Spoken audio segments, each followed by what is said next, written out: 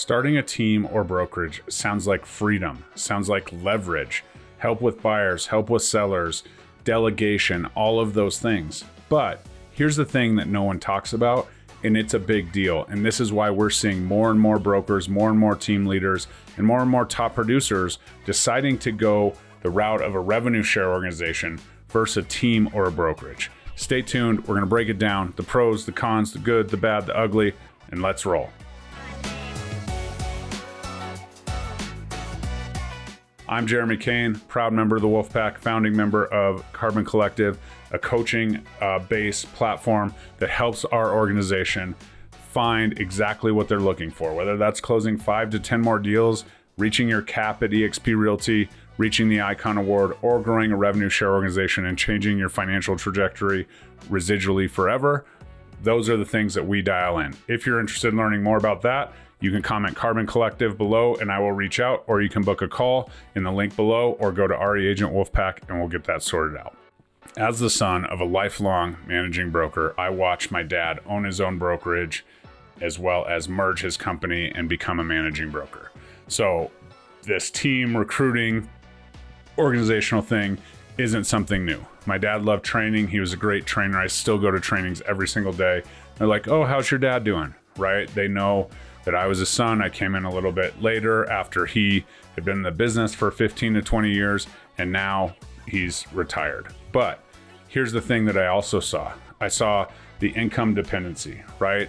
You're now tied to bringing in more agents who are closing more deals, who are, in demand of your time, right? You now have legitimate, problems out there. You have a brick and mortar in most real estate situations that you have to pay for. You have rent, you have overhead, you have, staff members and all of the things. And all of that is dependent on your agents, these 1099 contractors, going out and selling more houses, right? And you become, this different role. Okay. It's not so much just the training, right? Because you have the liability and you have the, you have the responsibility of almost being liable 24/7, even though you have nothing to do with it. If they don't take what they learned in the training room over to the other side of the business, then you never know, right? So your role transforms. You're almost a therapist. You're a full-time, on call. And there's a lot of different things that has it. All these problems flow uphill when you're a managing broker or, team lead. You can call it whatever you want. There's different sets of roles. There's different sets of liabilities.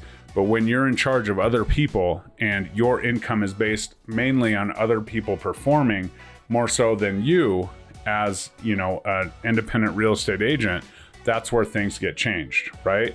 Agent splits mean you earn a little bit from everyone, but pay for everything, right? They have to go out and sell and, then you get your return. And, there's a huge P&L difference there, right? You got to go buy those things. You got to buy the trainings. You have to, bring people in, and you have to provide the staff and the desks and the, lights have to be on. And then once they start selling houses and utilizing those tools, then you get reimbursed. And hopefully there's enough for, a little bit of profit on the end, because now your time is not able to be out there talking to clients. And this is why you see so many managing brokers. They start their business, right? They're excited. They're going to move out of production. And sometimes they just never reach out of production. And sometimes they don't want to, and that's okay. But the truth is, if you ask them, can they? Because the truth is probably not at that point, because the income is so reliant on other people's success and other people's following the rules, right? And the trends. But then what happens when you train this person and, everybody has it as a top producer? I had a lot of pressure. Oh, are you going to start a team? Are you going to start your own brokerage? What are you going to do? And I eventually made the decision to link arms with eXp and join a revenue share situation where I could do exactly what I wanted to do. I can help grow. I still have to, recruit and retain and help agents, but my overhead and my liability is almost zero compared to that of what my dad's was when he was running his own brokerage. And I've talked to managing brokers and I've talked to team leads, especially through this little market correction that we've seen. And the truth is that it seems to be spinning the wheels. Very few of them have, despite what you see on social media, have amazing setups, and that the team lead is making buku bucks, and it's just like they thought, right? They were going to delegate, they were going to have buyers agents and listing agents, and they were going to provide this amazing culture, and they were going to go sit back and kick their feet up on the beach. Not to say that that's what every team leader broker wants to do, but it's in the back of their head, right? You have to leverage people. You have to leverage people to get back your time, and hopefully your income is not affected. And sometimes there's some great teams out there, especially right now, that are on the Zillow Flex program. They partnered with the right people, and they're providing leads, at least for the time being, that is causing, there's no overhead in that, right? A Zillow Flex team, they pay Zillow 40% off the top, and then the team lead splits with the agent, and they go from there, right? Where traditional lead generation is a massive cost to bring those leads in, and then the agents have to go and close them so that you get your portion of that split as the team lead or managing broker. So there are setups that are working. I'm not here to tell you it's all doom and gloom, but you can't just flip a coin and say, I want to be a Zillow Flex team, and you're ready to go. And the future of Zillow Flex is a little bit uncertain, let's be real. So the truth is, a team isn't freedom. It's a production overhead and more people depending on you, meaning more pressure and more stress. Can you do it? Can you make it happen? If that's your dream, absolutely. But let's talk a little bit about why I didn't open a brokerage or why I didn't open a team.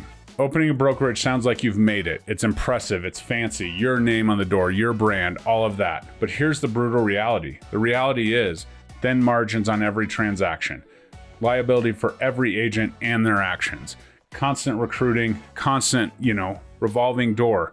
People get good enough and they go off on their own, they chase that next opportunity, and then you have to retrain and refocus.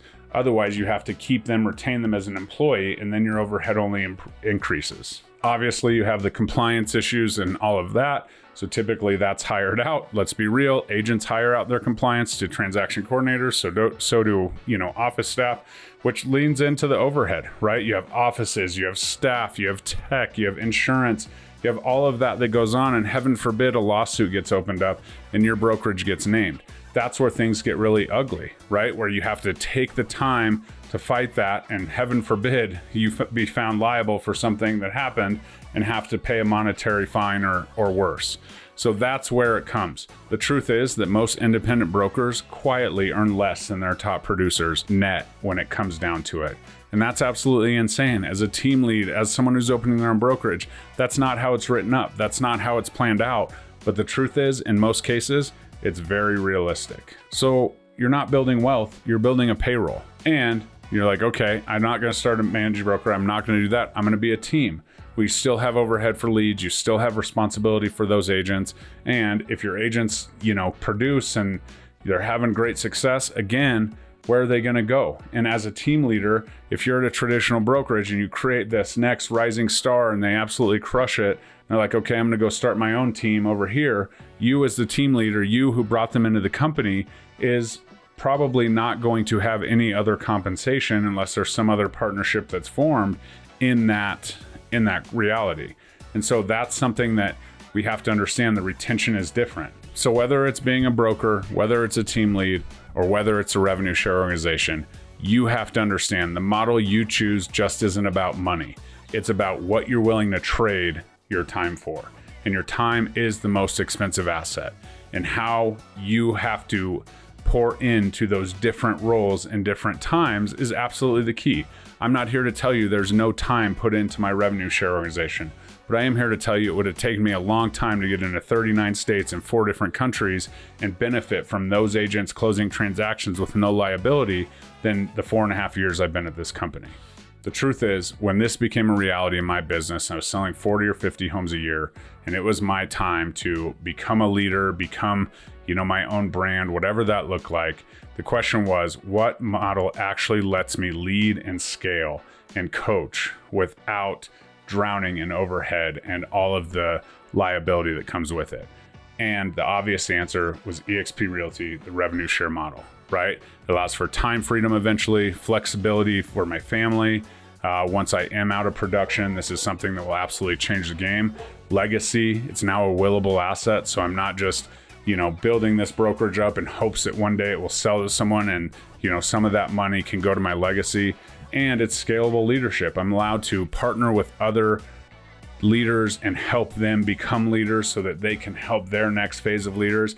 And the beauty is it's 7 tiers deep. So I'm compensated for each and every one of those efforts. And unlike being a team lead, yes, if someone leaves the brokerage, that's when the revenue share stops. But if they're ready to, go out on their own and build their own thing and do what they want to do, similar to what we did with Carbon Collective, we didn't leave the Wolfpack, we're still in it, but we wanted to add our stamp on the amazing organization that it is, then we're able to do that, and we're still here. When we close deals, our upline still benefits. When those agents that we're coaching and training up to close more deals, our upline still benefits. So it's the best of both worlds. We're able to kind of leave the coop a little bit and start our own thing, but also continue to partner and continue to build the lives of agents everywhere with more direct coaching and training. If you do want the 2-week access pass, comment Carbon Collective launch below, and I'll make sure I get you that 2-week access pass. I'll send you a DM, I'll track you down somehow, and we'll go from there. So that's when I found revenue share, and I continue to fall in love with this concept the more and more. The advantage, 0 overhead. Scaling is something that's absolutely on the radar. When I have an agent that can go down the street and recruit another agent and that helps all of us win, that's absolutely incredible, right?